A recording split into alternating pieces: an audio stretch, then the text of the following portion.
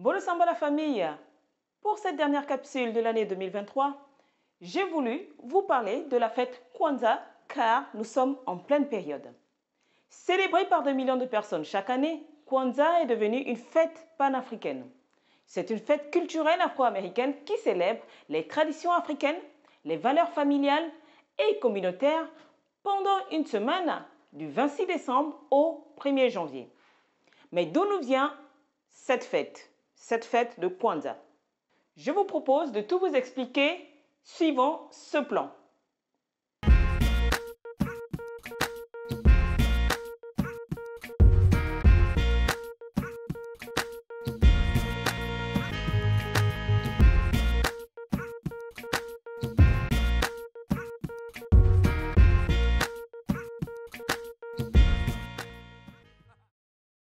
Bienvenue sur Chemin de Kama. Ici, on prône pour une nouvelle pensée éducative africaine. Commençons par donner la signification du mot Kwanzaa. Le terme Kwanzaa vient d'une expression en langue swahili, Matunda ya Kwanzaa, qui veut dire les premiers fruits. L'expression rappelle la fête des récoltes célébrée partout en Afrique depuis longtemps. À la base, il n'y avait que 6 lettres au mot Kwanzaa. Un deuxième A été rajouté pour que le mot se compose de 7 lettres et corresponde ainsi aux 7 principes, aux 7 bougies et aux 7 jours de la semaine de Kwanzaa.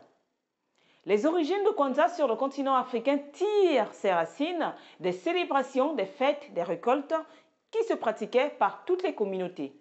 Mais chaque pays a donné un nom spécifique à cette célébration des premières récoltes. Par exemple, chez les Zoulous d'Afrique du Sud, c'est l'Ubkozi. Et chez les Ewe du Ghana, c'est le Tedoudou ou Festival de l'Igname. Allons tout de suite au contexte historique. Kwanzaa est l'une des formes d'expression les plus connues du nationalisme culturel, incarné par le mouvement appelé la Kawaïda, qui est né aux États-Unis. Le mot Kawaïda est un mot kiswahili traduit comme tradition et raison. C'est autour de ce mot en kiswahili que Maulana Karenga et l'organisation US ont articulé l'idéologie nationaliste culturelle chez les Afro-Américains à l'apogée du mouvement de Black Panther où était célébrée la fierté noire et la conscience de soi. Selon Maulana Karenga, les Noirs avaient besoin d'un changement de conscience avant de pouvoir mener une lutte politique pour s'autonomiser.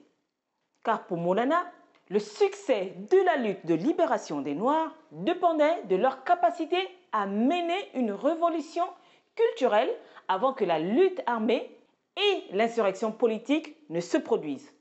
En d'autres termes, le nationalisme révolutionnaire ne peut réussir que s'il est accompagné d'un nationalisme culturel. Je vais reprendre cette phrase qui est très importante.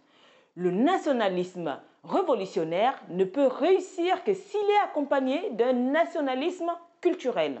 Et ce n'est qu'ainsi qu'on pourra y voir une véritable libération des Noirs, pense Maulana.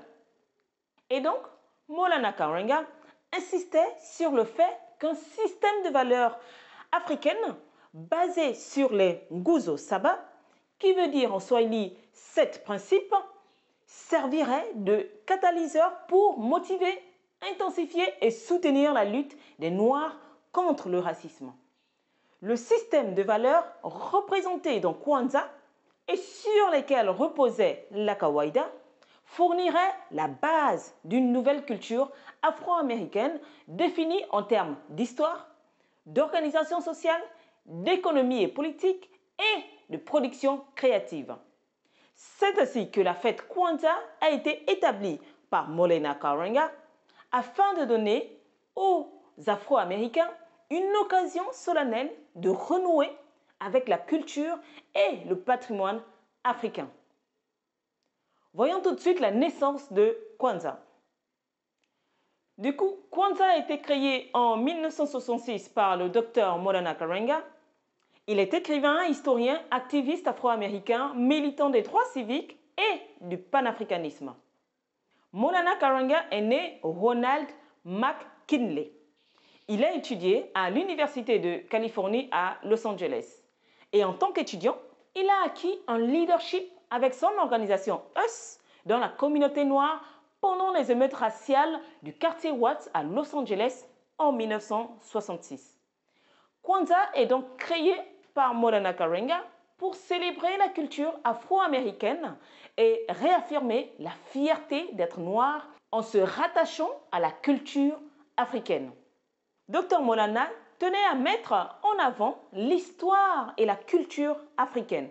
Son but originel en tant que panafricain était de promouvoir, de réaffirmer les liens entre les Noirs d'Amérique et les Noirs d'Afrique. Kwanzaa tire ses racines des célébrations des fêtes des récoltes qu'on peut retrouver un peu partout sur le continent africain, notamment au Togo, au Nigeria, en Éthiopie, au Sénégal, en Afrique du Sud, etc. L'idée étant d'adapter aux États-Unis une célébration africaine. Maulana va donc s'inspirer de l'Umkosi des Zoulous en Afrique du Sud, qui célèbre les premiers fruits au début des récoltes, et du Tédoudou ou Festival de l'igname chez les Ewe d'Afrique de l'Ouest. Ainsi, la célébration de Kwanzaa avait donc pour vocation de soutenir la culture afro-américaine et d'unir la communauté noire au lendemain des violentes émeutes raciales de Watts. Pour l'époque, Kwanzaa est un acte audacieux d'autodétermination, le fruit d'une volonté émancipatrice sur le plan culturel de la communauté noire américaine. Quels sont les accessoires à avoir lorsqu'on souhaite fêter Kwanzaa? Plusieurs éléments symbolisent la fête de Kwanzaa. Nous avons le Kikombe Moja ou la coupe de l'unité, le Kinara ou le bougeoir à 7 branches, chaque branche représentant une valeur du Nguzo Saba ou les 7 principes. Il faut avoir les Mishama Saba, les 7 bougies, donc une noire, 3 rouges et 3 vertes, aux couleurs du nationalisme panafricain. La bougie noire qui représente le peuple africain est placée au centre du bougeoir. Les bougies rouges rappellent les ancêtres et l'unité et sont placées à la suite côté gauche ou droite. Les bougies vertes représentent la terre fertile, soit l'Afrique, et sont placées à la suite également du côté opposé des bougies rouges. Après, nous avons l'omneka, donc qui est un tapis, une natte tissée en paille ou en raffia, qui symbolise la fondation de la communauté. Après, nous avons le masao, la corbeille de fruits et des légumes qui rappelle l'abondance. Nous avons également le miyindi, donc le maïs, qui symbolise la croissance et la prospérité. Et enfin, les awadis ou les cadeaux faits maison pour représenter la créativité et l'intention. Passons tout de suite au Ngunzo Saba, donc les 7 principes de Kwanzaa. La célébration de Kwanzaa se fait sur 7 jours. Les 7 jours représentent les Ngunzo Saba ou les 7 principes de Kwanzaa. Chaque principe a un symbole qui lui est dédié. Jour 1, Umoja, qui signifie l'unité. Jour 2, Koji Shangulia, c'est l'autodétermination. Le jour 3, Ijima, la responsabilité et le travail collectif. Jour 4, Ujama, qui signifie l'économie coopérative. Le jour 5, le Nia, donc le but ou l'objectif. Le jour 6, Kumba, la créativité. Et le jour 7, Imani, la foi. Un festin appelé le Karamu est organisé le 31 décembre et le dernier jour de Kwanzaa donne lieu aux échanges des cadeaux. Je vous donne à présent les différentes significations des Ngunzo Saba, donc des 7 principes. Il faut savoir que chaque jour correspond à un principe et une bougie est allumée à l'occasion en commençant par la bougie noire qui est au centre du bougeoir. Le 26 décembre, qui est le premier jour de Kwanzaa, c'est Umoja, l'unité. Ce principe nous invite à faire en sorte de maintenir l'unité au sein de la famille et de la communauté ou de la nation. Le 27-12, qui est le deuxième jour de Kwanzaa, c'est Kujishangulia, l'autodétermination, l'estime de soi. Ce principe nous invite à avoir la volonté et surtout le courage de se définir, de se nommer, de créer et parler pour soi-même. Il encourage à l'introspection, à décider de ce qui est bon ou mauvais pour nous-mêmes et par nous-mêmes. Le 28 décembre, troisième jour de Kwanzaa, c'est Ujima, le travail collectif et la responsabilité. Ce principe nous apprend à maintenir notre communauté soudée, à se soucier des problèmes de notre frère ou de notre sœur pour les résoudre ensemble. Le 29 décembre, quatrième jour de Kwanzaa, c'est Ujama, l'économie coopérative. Ce principe encourage à construire et à faire fructifier nos entreprises, nos commerces et nos affaires ensemble. Il invite à utiliser notre force économique pour le bénéfice de la communauté tout entière. Le 30-12, cinquième jour de Kwanzaa, c'est Nia, le but, l'objectif. Ce principe encourage à préserver l'héritage de nos ancêtres.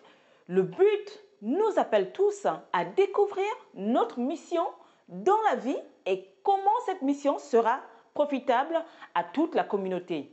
Faire de notre vocation collective la construction et le développement de notre communauté afin de redonner à notre peuple sa grandeur traditionnelle. Le 31-12, sixième jour de Kwanzaa, c'est Kumba, la créativité. Ce principe nous invite à faire toujours tout ce que nous pouvons de la manière que nous pouvons afin de laisser notre communauté plus belle et plus bénéfique que nous en avons hérité. Il nous demande d'utiliser nos talents individuels, notre génie, notre imagination et notre créativité pour construire l'harmonie, la beauté, des richesses dans notre communauté. Ce sixième jour, Kwanzaa est également Karamu, la fête, car c'est le dernier jour de l'année, par conséquent, c'est un jour de fête. Les familles et les amis se réunissent autour d'un festin. C'est un moment de réjouissance où les nzawadi, donc les cadeaux, sont offerts pour le plus grand bonheur de tous. Le 1er janvier, septième jour du Kwanzaa, c'est Imani, la foi. Ce principe nous invite à avoir confiance en nous-mêmes, en nos familles, en nos ancêtres et en notre communauté en dépit des obstacles. Croire en notre réussite, notre prospérité et la justesse de notre lutte. Et comment célèbre-t-on Kwanzaa du coup? Il faut savoir que les célébrations de cette fête sont variées. Quand on célèbre Kwanzaa, on se salue en disant la phrase « Abarigani » qui veut dire en swahili « Comment allez-vous » ou « Quelles sont les nouvelles ?» et on répond en disant le principe du jour. Ce salut se fait pendant la période des 7 jours de la fête. On arbore des magnifiques tenues en tissu africain, d'où ma tenue. Durant ces 7 jours, on allume une bougie en commençant par la bougie noire, représentant la matrice, la nation africaine, placée au centre du bougeoir. Ensuite, les autres bougies peuvent être allumées de gauche à droite ou en alternance. On peut aller jusqu'à décorer la maison avec des objets d'art africains, des tissus colorés.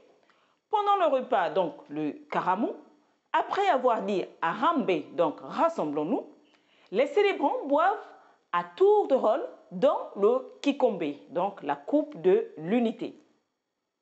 Puis, des discussions ou des réflexions sont recommandées autour du principe du jour.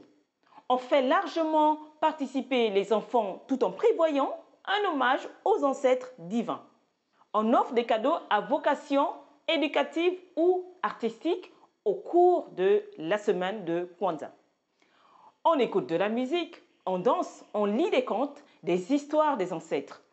Les activités doivent avoir pour objectif de passer un bon moment en famille et découvrir la richesse, l'héritage africain et panafricain.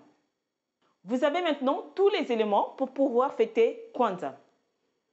En définitive, le choix des célébrations des premiers fruits africains comme point focal et fondement d'une nouvelle fête en direction des Afro-Américains aux États-Unis reposait sur plusieurs considérations dont la plus forte est le fait que la célébration de Kwanzaa était répandue dans toute l'Afrique et avait donc un caractère panafricain.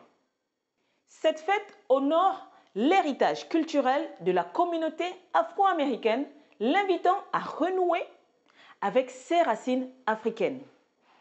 Le professeur Amazama dit à ce propos que Kwanzaa relève d'une position philosophique exhortant les Africains à appréhender le monde noir selon leur propre vécu, leur perception profondément ancrée dans la culture et l'histoire africaine. Dans cette optique, l'homme africain doit établir son propre système de valeurs à partir de ses propres références. Ainsi, avec Kwanzaa, ce sont les fêtes agricoles africaines après le temps des récoltes que l'on met en avant. Elles avaient une importance capitale dans les relations humaines car elles maintenaient les liens familiaux et sociaux.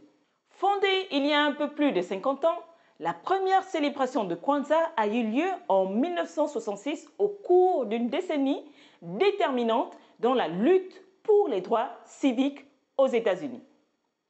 Il faut savoir que Kwanzaa est désormais une fête officiellement reconnue aux États-Unis. Chaque année, le président des États-Unis souligne le début des festivités et depuis 1997, plusieurs thèmes officiels dédiés à la fête ont aussi été créés par la poste américaine. La popularité de cette fête va aujourd'hui bien au-delà des États-Unis et touche d'autres lieux de la diaspora afro-descendante, comme au Canada, en France, au Brésil et autres. Vu que Kwanzaa est inspiré des fêtes intrinsèquement africaines, il est grand temps que la flamme de l'esprit de Kwanzaa surgisse et embrase le continent noir. C'est mon souhait. Juste après la bibliographie, je vous dis Happy Kwanzaa à tous. À l'année prochaine sur Chemin de Kama.